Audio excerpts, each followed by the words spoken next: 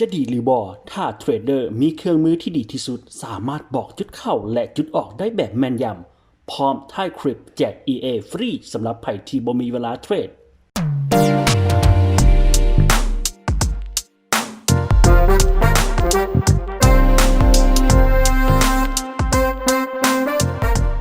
ครับสวัสดีพี่น้องชาวลาวต้อนรับเข้าสู่การเรียนการสอนเกี่ยวกับการเทรด Forex พอกันอีกแล้วในมื้อนี้นะสำหรับ EP นี้เราจะได้มีการสอนเกี่ยวกับการฝากเงินเข้าในบัญชีเทรดจากทาง World Trade นะสำหรับใครที่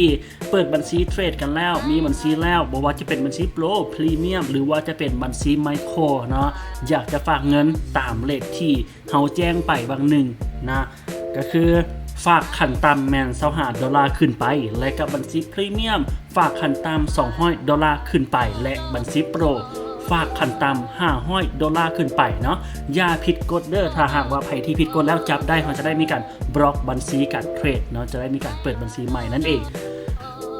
และก็สำหรับการฝากเงินเข้าบัญชีเทรดเนาะเราสามารถเข้ามาที่แอป BCAL1 กันได้เนาะในการที่เข้ามาโอนเงินอยู่ที่แอปนี้เข้ามาที่เมนูการโอนเงินเนาะเข้ามาเมนูการโอนเงินแล้วเลือกบัญชีว่าที่เราจะโอนว่าจะเป็นดอลลาร์หรือจะเป็นเงินกีบเนาะในนี้เราเลือกเป็นโอนเงินกีบกันแล้วกันนะหลังจากที่เลือกโอนเงินกีบแล้วใส่เลขบัญชีที่เราจะโอนเนาะบึดนึงนำการจะขึ้นโชว์อยู่ที่หน้าจอนั่นเอง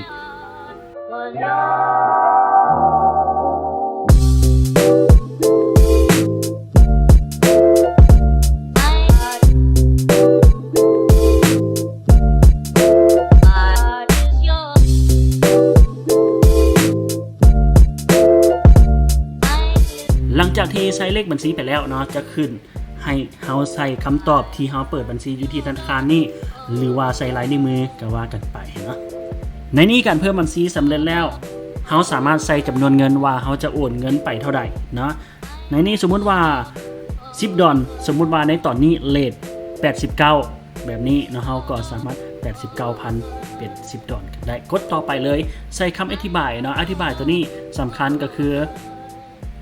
เขาเนาะต้องเบิ่ง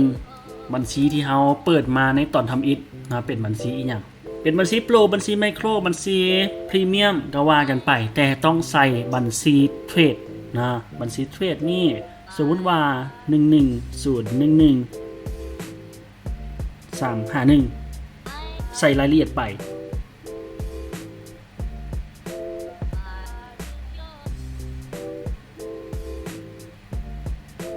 ฝากเงินเข้าเทรด$10โอเคใส่รายละเอียดไปแล้วเนาะกดต่อไปเลยหลังจากที่กดต่อไปเนาะกดโอนเงินหลังจากที่กดโอนเงินแล้วให้แคปหน้าจอในส่วนนี้ไว้เนาะโอนเงินเรียบร้อยแล้วแคปหน้าจอในส่วนนี้ไว้แล้วไปในขั้นตอนต่อไปก็คือเข้าใน LINE หลังจากที่เรากดโอนเงินเรียบร้อยแล้วนะเราเข้ามาอยู่ที่ LINE กันได้บ่ว่าจะเป็นโทรศัพท์มือถือหรืออยู่คอมหน้าจอคอมพิวเตอร์เราก็สามารถเข้ากันได้เข้ามาในฟังก์ชัน Add More นะฟังก์ชัน Add More แบบนี้นะปกติเราอยู่หน้านี้นะเข้ามาอยู่ที่ฟังก์ชัน Add More หรือว่าอยู่ที่โทรศัพท์เข้าไป Add More เนาะที่เป็นเลขบวกนั้นแล้วให้เราค้นหาเพื่อนนะค้นหาเพื่อนแล้วพิมพ์คำว่า @worldtrade.lao นะ @worldtrade.lao นะกดค้นหาไปโอเคตัวนี้ finance world trade lao ตัวนี้ตัวที่เราแอดมาเนาะตัวที่เราแอดแคปหน้าจอมาแล้วนะเราก็สามารถส่งรูปไปได้รูปที่เรากดโอนเงินรูปที่เราแคปหน้าจอไว้ส่งรูปไปแล้วพิมพ์เลขบัญชีเทรดของเราไปได้และก็จำนวนเงินที่เราฝากไปนี่เนาะเพียงแต่เท่านี้การฝากเงินก็สำเร็จเสร็จสิ้นกันแล้วง่ายบ่เนาะใครที่มีข้อสงสัยหรือว่ามีความข้องใจบ่เข้าใจอย่างต่างๆสามารถสอบถามกันเข้ามาได้ที่หมายเลขโทรศัพท์75042102542อย่าลืมกันละกันนะแล้วพบกันใน EP ต่อไปก่อนจากลากันไปขอแนะนำคอร์สสอนออนไลน์สามารถลิ่นสั้นได้ลิ่นยาวได้เปิดแบบออโต้ได้สั่งการปิดออโต้ทั้งหมดในปุ่มเดียวได้สามารถตั้งระบบสู่ข่าวได้ การเรียนแบบนี้ต้องเรียน2มื้อจึงจบหลักสูตรใส่ได้ทั้ง2บัญชีอายุการใช้งานแม่น1ปีพร้อมแจกระบบออโต้รันถึง$100ขึ้นไปใช้แบบบ่มีหมดอายุ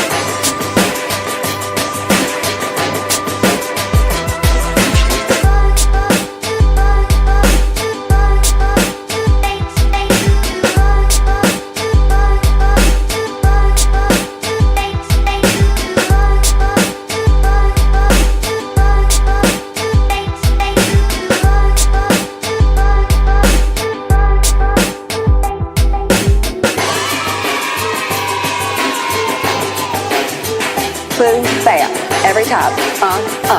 Or Your hands are always like this.